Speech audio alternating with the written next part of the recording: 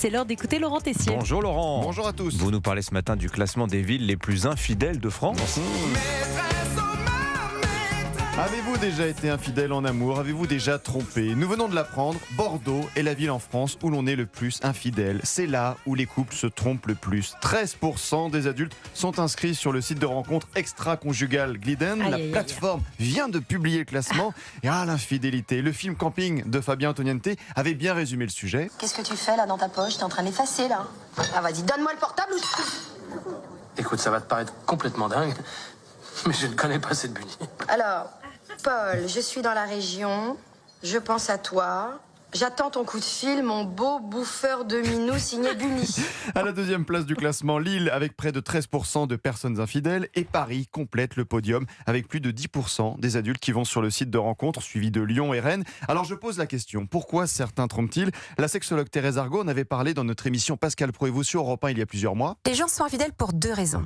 Soit parce qu'ils ont dit, redit à leur conjoint qu'ils n'étaient pas bien dans la relation, le conjoint ne l'entend pas, ne change pas, ou alors une deuxième situation, c'est que je n'ose pas dire à l'autre ce qui ne me convient pas dans la relation. Je préfère un petit mensonge plutôt qu'une vérité blessante. Soazic Castelnerac, experte en bien-être amoureux, avait donné un exemple à Olivier Guénec dans ses interviews en off que vous retrouvez sur tous les réseaux sociaux d'Europe 1. Par exemple, au travail, j'ai cet homme qui me regarde avec un regard plutôt séducteur, qui me glisse des mots plutôt sympathiques.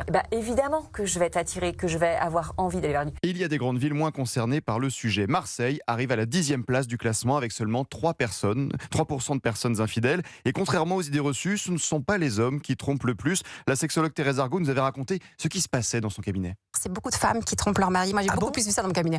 Les femmes trompent énormément leur mari, évidemment. Les femmes trompent énormément leur mari. Que oui, c'est le plus grand tabou de notre société, c'est que les femmes sont super infidèles. Moi, je vais regarder ma fiancée différemment.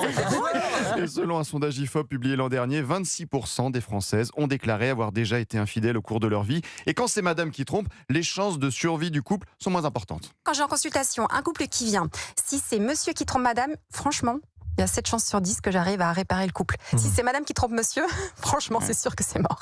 En général, le couple s'arrête. Bordeaux, Lille, Paris, les villes où l'on trompe le plus en France. Chers habitants, posez-vous cette question de Daniel Balavoine avant de céder à la tentation.